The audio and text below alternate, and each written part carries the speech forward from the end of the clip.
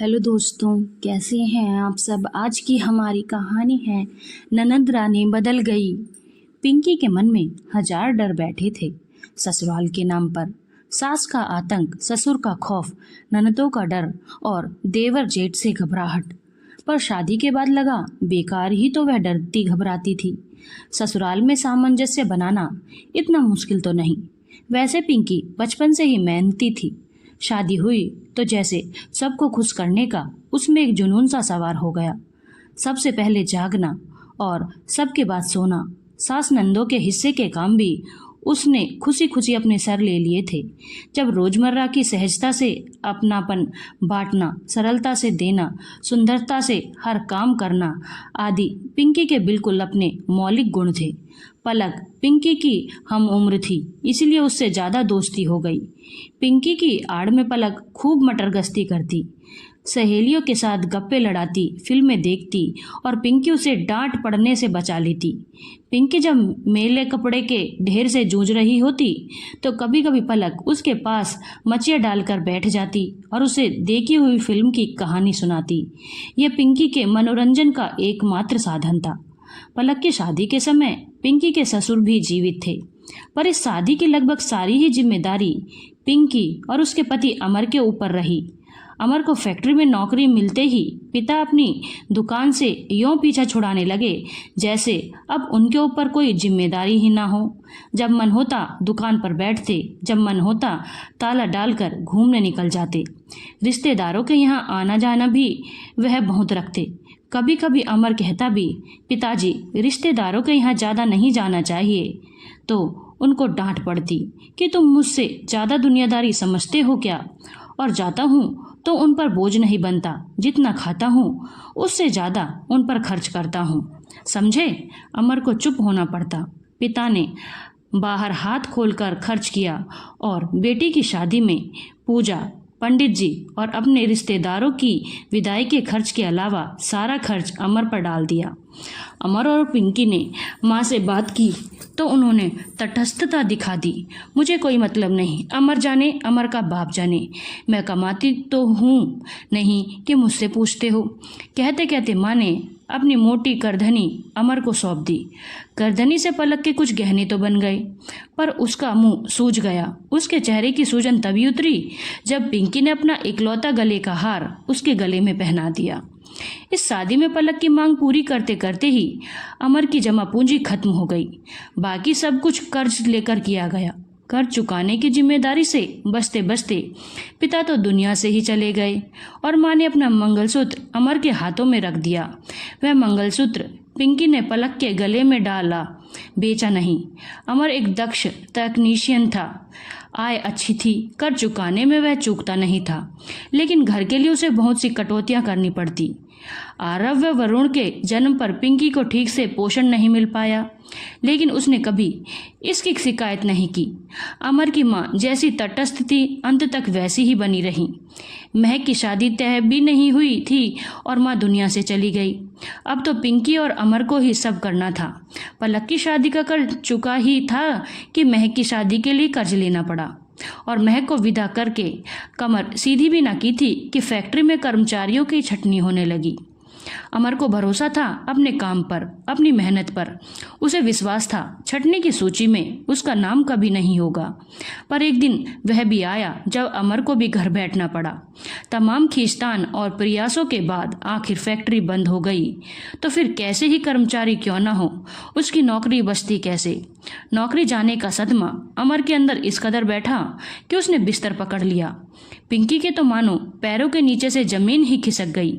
उसके सामने स्कूल जाते आरव वरुण थे तो बिस्तर पर पड़े अमर को भी उसे ही खड़ा करना था। रात दिन जुटकर उसने अमर को अवसाद के कुएं से निकालने के प्रयास किए। इसी बीच महक को सरकारी नौकरी मिल गई थी। पिंकी के लिए यह डूबते को तिनके का सहारा था। कर्ज की एक किस्त और आरव और वरुण की फीस उसने अपने कंगन बेचकर भरी थी। महक मिलने आई तो पिंकी ने उसके आगे सारी बातें रख दी। महक 4 दिन रही थी और जाते हुए बोली, ठीक है भाभी, तुम्हारी हालत सही नहीं है, इसलिए विदाई की साड़ी और मिठाई मैं अपने पैसे से खरीद लूंगी, और यह 100 रुपये भी रखो आरव वरुण के लिए, मेरी ओर से कुछ ले लेना। पिंकी ने रुलाई रोकते हुए 100 का नोट ले लिया और आशा भरे स्वर में कहा, महक, इस बार के वेतन से हो सके तो कुछ भेज देना। तुम तो जानती हो हम कर्ज में डूबे हैं, तुम्हारे भैया संभले तो हैं तो ही कुछ कर सकेंगे ना। देखूंगी भाभी, महक ने अनमनी सी होकर कहा। उस कठिन समय में पिंकी ने अपनी अंगूठियां और झुमके भी बेचे और एक रेडीमेड कपड़ों की दुकान से घर पर काम लाना भी शुरू कर दिया। फैक्ट्री से बकाया पैसा मिलते मिलते 6 महीने लग गए। इस बीच पिंकी ने एक कमरा किराए पर उठा दिया और अपनी सारी गृहस्थी 1.5 कमरों में ही समेट ली। इन सारे प्रयासों से जैसे तैसे 2 समय पेट भर रहा था और बच्चे स्कूल से निकाले नहीं गए थे। सत्र पूरा होते ही पिंकी ने आरव और वरुण को पास के एक सस्ते स्कूल में डाल दिया। बच्चों के लिए यह एक बड़ा झटका था, पर वे समझदार थे और अपने माता पिता के कष्ट को देखते समझते पैदल स्कूल आते जाते और नए वातावरण में सामंजस्य बनाने की भरपूर कोशिश करते। नौकरी छूटने के 6 महीने के बाद जो रकम फैक्ट्री की ओर से अमर को मिली, वह महक की शादी का कर्ज चुकाने में चली गई। महक के पास अच्छा घर-वर था, सरकारी नौकरी थी, पर उसने 100 रुपये खर्च करने के बाद 6 महीने में पीछे पलटकर भी नहीं देखा। पलक सर्दियों में 2 दिन के लिए आई थी। पिंकी को फटा पुराना कार्डिगन पहना देखकर अपना एक कार्डिगन उसके लिए छोड़ गई थी और आरव वरुण के लिए कुछ स्केच पेन और पेंसिल रबड़ खरीद कर दे गई थी। पलक के पति पहले अक्सर अपने व्यापार के सिलसिले में आते कई दिनों तक अमर पिंकी के घर में बेहिचक बिना एक पैसा खर्च किए डटे रहते थे। वह भी इन 6 महीनों में घर के दरवाजे पर पूछने नहीं आए। पिंकी मन ही मन सोचती रहती, क्या पलक के पति इस बीच एक बार भी यहाँ नहीं आए होंगे? आए होंगे जरूर, 1-2 दिन होटल में रुककर अपना काम जल्दी जल्दी पूरा करके लौट गए होंगे। यहाँ आने पर हमारे कुछ मांग बैठने का खतरा जो था, अमर से छिपाकर पिंकी ने हर उस रिश्तेदार को पत्र डाला जो किसी प्रभावशाली पद पर था या जिनके पास मदद करने लायक संपन्नता थी। ससुर अक्सर बड़प्पन दिखाने के सिलसिले में जिन पर खूब पैसा लुटाया करते थे, वे संबंधी ना कभी पूछने आए और ना ही उन्होंने पत्र का उत्तर देने का कष्ट उठाया। पिंकी को अपनी ठसकेदार चाची सास याद आई, जो महक की शादी के बाद 2 महीने रुक कर गई थी। पिंकी से खूब सेवा ली, खूब पैर दबाए उन्होंने और आरव वरुण का परीक्षा फल देखकर बोली थी, मेरे होनहारों बहुत बड़े आदमी बनोगे एक दिन, पर इस दादी को भूल न जाना और एक डब्बा मेरे लिए भिजवा देना। इन बुआ जी को पिंकी ने पत्र भेजा कि अपने कंपनी सेक्रेटरी दामाद और ऑफिसर बेटे से हमारे लिए कुछ सिफारिश कर दें। इस समय हमें हर तरह से मदद की जरूरत है। बुआ का पोस्ट कार्ड आया था। अपनी कुशलता के अलावा बेटे और दामाद की व्यस्तता की बात थी, पर न किसी का पता दिया था, न फोन नंबर और न उन तक संदेश पहुंचाने का आश्वासन। 6 महीने में सबकी परीक्षा हो गई। कितने खोखले निकले सारे रिश्तेदार, कितने स्वार्थी, कितने संवेदनहीन। पिंकी सूरज निकलने तक घर के काम निपटाकर सिलाई मशीन की खड़खड़ में डूब जाती। जब घर पर वह अकेली होती तभी पत्र लिखती और चुपके से डाल आती। कई महीनों के बाद अमर ने काम करना शुरू किया। मनोस्थिति और आर्थिक स्थिति के दबाव में उसे जो पहला विकल्प मिला उसने स्वीकार कर लिया। घर आकर जब उसने पिंकी को बताया कि वह रॉयल इंटर कॉलेज का गार्ड बन गया है, तो पिंकी को बड़ा धक्का लगा। चेहरे पर उसने शिकन न आने दी, लेकिन मन में इतनी बेचैनी थी कि वह रात भर सिलाई मशीन पर काम करती रही और सुबह निढाल होकर सो गई। नींद किसी अपरिचित स्वर को सुनकर खुली। कोठरी से निकलकर कमरे में आई तो देखा कुर्सी पर एक लड़के को बैठा देखा। तख्त पर बैठे अमर के चेहरे पर चिंता की रेखाएं गहराई हुई थीं। पिंकी, यह नकुल है, छोटी बुआ की ननद की देवरानी का बेटा, बीए की प्राइवेट परीक्षा देगा यहीं से। पिंकी चौकी। यहीं से मतलब आपके घर से। वह लड़का यानी नकुल बिना हिचकिचाहट के बोला। पिंकी पर रात की थकान हावी थी। उस पर सारे रिश्तेदारों द्वारा दिल खट्टा किया जाना वह भूली नहीं थी। उसका पति 2000 रुपए के लिए गार्ड बना सारे दिन खड़े रहे और रिश्तेदारों के रिश्तेदार तक हमारे घर को मुफ्तखोरी का अड्डा बना ले। पहली बार उसने महसूस किया कि खून खौलना किसे कहते हैं। तुम्हारी परीक्षा में तो लंबा समय लगेगा। क्यों? पिंकी ने तीखी दृष्टि से नकुल की ओर देखा। हाँ, 1 महीना रहूंगा। तुम्हें हमारा पता किसने दिया? आपकी बुआ सास जी ने, लड़का रौब से बोला। उन्होंने कहा कि मेरे मायके में आराम से रहना पड़ना, परीक्षा देना, तुम्हें कोई परेशानी नहीं होगी। उन्होंने हमसे तो कुछ नहीं पूछा था। भला महीने भर कोई मेरे घर में रहेगा तो मुझे परेशानी कैसे ना होगी? 1.5 कमरे में हम 4 लोग रहते हैं और बुआ जी ने तो तुमसे यह भी नहीं कहा होगा कि मेरा भतीजा और उसका परिवार भूखों मरने की हालत में है। वह क्यों कहेंगी? उनके लिए भतीजे का घर एक आराम फरमाने की जगह है बस। लड़का अवाक सा पिंकी को देख रहा था। अमर भी विस्मित था। उसने पिंकी का यह रूप पहले कभी नहीं देखा था। वह सोच ही रहा था कि पिंकी उठकर अंदर चली गई। थोड़ी देर में पिंकी चाय लेकर आई और नकुल के चाय खत्म करते ही बोली, सुनो नकुल, हम खुद बहुत परेशानी में हैं। हम तुम्हें अपने साथ 1 महीने तो क्या 1 दिन भी नहीं रख सकते। अमर उठकर अंदर चला गया। नकुल उलझन में भरा हुआ पिंकी को देख रहा था। पिंकी उसे इस तरह अपनी तरफ देखते थोड़ी पिघल उठी। बेटा, तुम पढ़ने लिखने वाले बच्चे हो, अभी हमारी परेशानियों और कष्टों को क्या समझोगे? पर मैं हाथ जोड़ती हूँ, तुम अपने रहने खाने की व्यवस्था कहीं और कर लो। नकुल को उठकर जाना पड़ा। उसके जाते ही अमर पिंकी के पास आ बैठा और बोला, पिंकी, मुझे तुमसे यह उम्मीद न थी, पर यह जरूरी था। अमर, हम आरव वरुण की रूखी रोटी में से क्या कटौती कर सकते हैं? क्या बुआ हमारी स्थिति नहीं जानती? मैंने उन्हें पत्र लिखा था, उन्होंने उत्तर तक नहीं दिया। तुम्हें भी समझना चाहिए कि मौके पर सब कैसे बच रहे हैं। मदद को कोई नहीं आया और ना ही कोई आएगा। तुम नाराज क्यों होते हो? नाराज नहीं हूँ, मैं तो यह कह रहा हूँ कि तुमने कितनी सरलता से सुलझा दिया, वरना हम पर नए सिरे से कर्ज चढ़ना शुरू हो गया होता। नहीं अमर, अब ऐसा नहीं होगा कि जो चाहे जब चाहे चला आए और पैर पसार कर पड़ा रहे। अच्छा, अगर बुआ लड़ने आ गई तो क्या करोगी? जो मुझे करना चाहिए वही करूंगी। पहले प्यार से समझाने की कोशिश करूंगी, नहीं समझेंगी तो अपनी बात कहूंगी। अपने बच्चों की माँ हूँ, उनका भला बुरा तो मैं ही देखूंगी। अमर, हमें छटनी करनी होगी, अपने परायों की छटनी। दूर के रिश्तेदार ही नहीं, पास वालों की भी तो आजमा कर देखा। बुआ क्या दूर की रिश्तेदार होती हैं, या चाची या मामी? ऐसे लोगों से आगे अब मैं नहीं निभा पाऊंगी। तुमने जितना कठिन परिस्थितियों में मेरा साथ निभाया है, इसके बाद तो मैं यही कहूंगा कि तुम लाखों में एक हो, क्योंकि मेरे गार्ड बन जाने पर भी तुमने कोई खराब प्रतिक्रिया जाहिर नहीं की। यह थोड़े दिन की बात है अमर।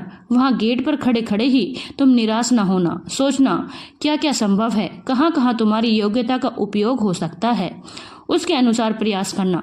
देखना एक दिन तुम जरूर सफल होगे और हमारी गाड़ी फिर से पटरी पर आ जाएगी। अमर गार्ड की ड्यूटी देने के बाद बचे समय में उपयुक्त नौकरी के लिए भागदौड़ भी करता रहता। पिंकी और बच्चों का पूरा सहयोग उसे मिल रहा था। अमर और पिंकी की कमाई के साथ किराए का पैसा जोड़कर फैक्ट्री के वेतन का आधा भी मुश्किल से हो पाता, पर बच्चों की दुर्दशा नहीं होगी, उन्होंने इतना विश्वास हो गया था। तभी एक दिन घर के आगे एक चमचमाती कार दिखी और उससे लगदग पलक उतरी। पिंकी ने लपक कर पलक को गले लगाया और पूछा, कार कब खरीदी? पलक का मुंह फूला हुआ था। अंदर जाते ही वह भैया पर बरस पड़ी, तुमने मेरी भी नाक कटा कर रख दी। अपनी तो खैर कटाई ही कटाई, कैसे कट गई तुम्हारी नाक? अमर ने आश्चर्य से पूछा। अरे क्या जरूरत थी तुम्हें उस स्कूल में गार्ड बनने की? जानते हो, वहाँ मेरे चाचा ससुर का पोता पढ़ता है। उसने हमारी शादी की फोटोग्राफ देखते हुए तुम्हें पहचान लिया। सबके बीच में वह बोला, यह तो अपने स्कूल का गार्ड है। तुम्हें गार्ड ही बनना था तो कहीं और बनते। स्कूलों की कमी है क्या? तो तुम भी कह देती कि यह फोटो वाला भाई तो मर चुका है, वह गार्ड कैसे बन सकता है? उसका भूत गार्ड बन गया हो तो बन गया हो। पलक का गुस्सा और तिरस्कार भरा चेहरा देखकर अमर भी उबल पड़ा था। बुरी बातें न बोलो अमर, पिंकी ने डांटा। खून खौल रहा है पिंकी, मुझे बोलने दो। यही बहन है जिसकी फरमाइशें पूरी करने में मैंने अपनी सारी जमा पूंजी लुटा दी। आज मेरा पैसा मेरे पास होता तो काम आता कि नहीं? पिताजी ने अपनी जिम्मेदारी मेरे सर पर डाल दी और इसे भी शर्म नहीं आई। पलक, तुम बड़ी इज्जतदार हो तो अपने घर में रहो, मुझ गरीब के घर क्यों आती हो? अब जाकर कह देना अपने रिश्तेदारों से कि मेरा भाई मर गया। पलक भाई को आंखें तरेर कर देख रही थी। भाभी समझा लो भैया को, आंखें तरेर कर पलक बोली। अब मुझे ज़्यादा गुस्सा ना दिलाएं। अब भी तुम गुस्सा दिखाने की बेशर्मी करोगी? पलक, पिंकी ने आश्चर्य से कहा। सब रिश्तेदार आजमाए परखे मैंने, कठिन समय में सब झूठे निकले, पर तुमसे मेरा इतना अंधा मोह रखता था कि तुम्हारी सारी बेरुखी के बावजूद भी मैं तुमसे कभी नाराज नहीं हो पाई। इतने लंबे संघर्ष और कष्ट के बावजूद तुम्हारे भैया ने कभी तुम्हें नहीं कोसा और तुम ही यह भाषा बोल रही हो। सुनो ननद रानी, अभी तो तुम्हारे भैया ने ही कहा था, अब मैं कह रही हूँ कि समझ लो हम मर गए तुम्हारे लिए, समझी? और जितने तुम्हें विदाई में पैसे देकर फूकूंगी उतने में हम अपने बच्चों के लिए नए कपड़े जूते खरीद लाएंगे। सारी कटौती मेरे बच्चे के लिए ही क्यों हो? अब बैठी बैठी मुंह भाई क्या देख रही हो? यहाँ से उठो और अपनी कार में बैठो, अपने घर जाओ और अपने इज्जतदारों की तरह रहो। हम गरीबों को अपना रिश्तेदार समझो ही मत। पलक पैर पटकती हुई बड़बड़ाती चली गई। मेरी बला से भाड़ में जाओ सब, भीख मांगो दरवाजे दरवाजे जाकर, यही बाकी रह गया है। निश्चित रहो तुम्हारे दरवाजे पर मांगने नहीं आएंगे। अमर अंदर से चीखा। शांत हो जाओ अमर, अच्छा हुआ कि हमारा अंधा मुंह टूट गया। देख लिया अपनों को, अपनी झूठी इज्जत के आगे उन्हें हमारे पेट का भी कोई महत्व नहीं दिखता। हम भूखे मर जाएं पर उनकी इज्जत ना घटे। अच्छा है कि अपने परायों की छटनी हो रही है। उठो, तुम्हें आज इंटरव्यू देने जाना है, नहा धोकर तरोताजा हो जाओ। अगर यह नौकरी तुम्हें मिल गई तो साथ ही रूठी बहन भी मिल जाएगी। टूटे हुए रिश्तों की डोरियां अगर जुड़ती भी हैं तो उनमें गांठ पड़ जाती हैं। तुमने इतने लंबे समय तक मुझ में कुंठा की गांठ नहीं पड़ने दी, अब दूसरी गांठों की बात मत करो। नहीं करूंगी, मेरे लिए तुम सबसे बढ़कर कोई नहीं है। तुम खुश रहो, मेरे बच्चे सुखी रहें, मैं बस यही चाहती हूँ और मैं हमेशा इसी कोशिश में लगी रहूंगी। तुमने इस गार्ड का मन सुकून से भर दिया है और अब इसका मन बोलता है कि यह कल के दिन से फिर नई जगह पर नए सिरे से टेक्नीशियन होगा। अपने हुनर और मेहनत के बलबूते और आत्मविश्वास और आत्मसम्मान से भरा पूरा। तथास्तु। पिंकी ने वर मुद्रा बनाई और अमर मुस्कुराता हुआ इंटरव्यू के लिए तैयार होने लगा और उसे नौकरी भी मिल भी गई। धन्यवाद दोस्तों। अगर आपको कहानी अच्छी लगी हो तो चैनल को लाइक, शेयर और सब्सक्राइब करना ना भूलें।